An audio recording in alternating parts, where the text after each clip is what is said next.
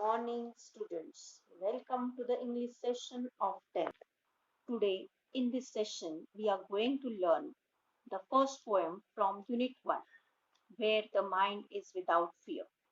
But before learning it, first of all, let us know about its notable and popular, well known poet, the person who had been awarded with Nobel Prize in 1930, the person who had written our national anthem, the person who had not only written our national anthem but also the national anthem of Bangladesh, Amar Sonar Bang.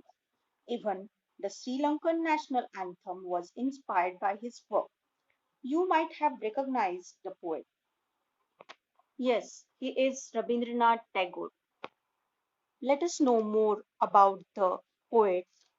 He was born on 7th May 1861 in Kolkata. He was died on 7th August 1941 in Kolkata. His full name was Rabindranath Debendranath Tagore. His pen name was Bhanu Singh Thakur. He was a polymath. Polymath means the person who has wide learning, the person who has wide learning and knowledge. He was a versatile personality.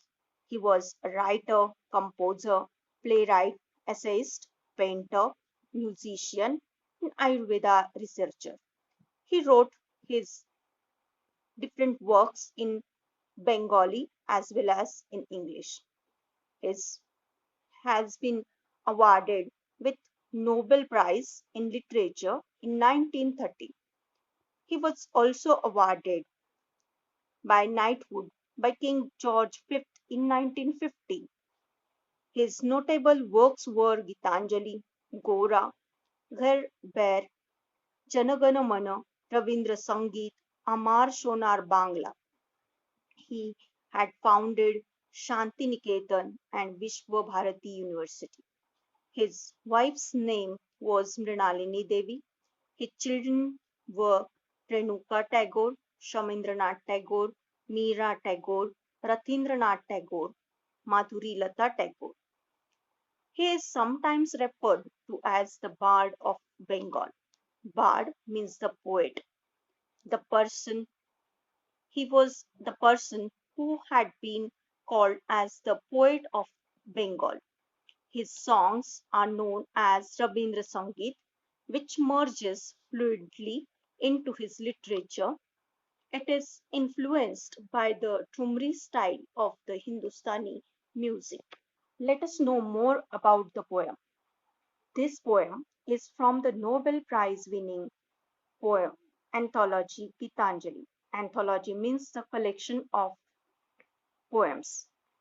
This poem is the 35th poem in the English Gitanjali. Gitanjali means song offerings.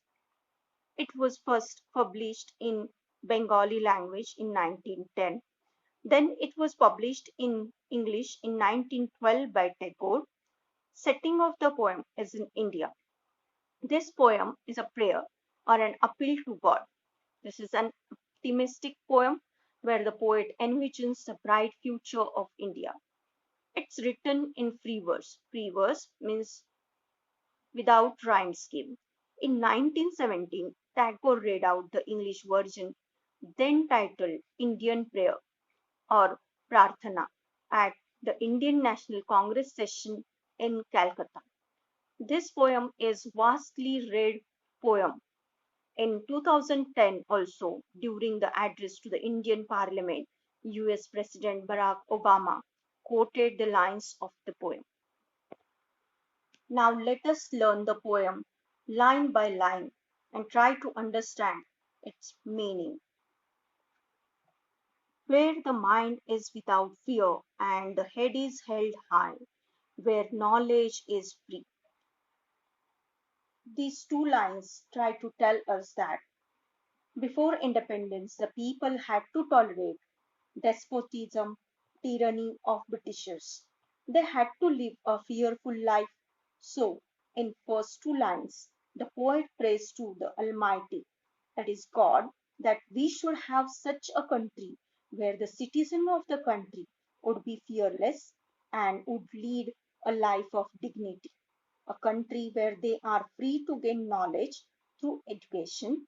Education should not be restricted to upper class only, but every everybody should be allowed to acquire knowledge. Now let us see the next lines where the world has not been broken up into fragments by narrow domestic walls. In these lines, the poet emphasizes the unity of not only his countrymen but also the entire world. If we will consider about the situation before independence, there were evil practices such as sati, sati practice or child marriage, etc. There were divisions on the basis of caste, creed, or religion. We were divided. Here, the poet appeals that we should have such a country where the prejudices and superstitions won't exist. Now, let us see the next lines where words come out from the depth of truth, where tireless striving stretches its arms towards perfection. In line 5th and 6th, Tagore wants a nation where the citizens in such a country would be truthful. This country would be ideal where truth would be prevalent and there would be no corruption. The people of such country would strive consistently for the welfare of the nation. People should not be lazy and ignoring their work. Let us see the next lines where the clear stream of reason has not lost its way into the dreary desert sand of dead habit. It means in these lines the poet compares reason to a clear stream and in the next line poet compares the dead habit or superstitious beliefs to a dreary desert. Here, the poet hopes for such a country where there would be logical thinking, that is, the people would not believe on evil practices blindly. They would think rationally about old evil traditional rituals and customs like sati practices, untouchability, child marriage, etc. They would try to free themselves from the shackles of evil practices. In short, people people's thought should be monitored by rational thinking, not by superstition.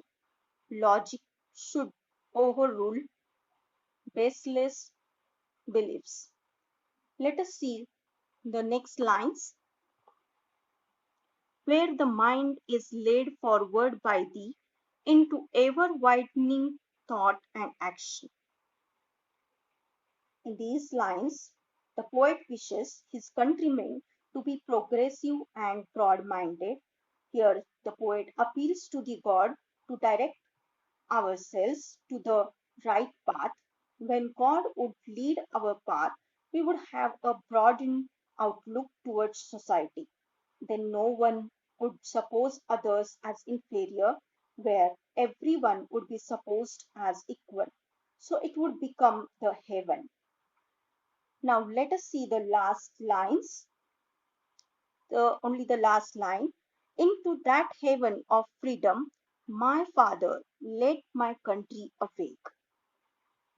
In the final line of the poem, the poet addresses the God as Father, how the Father would lead us into the right path. In that way, the same he wants from God.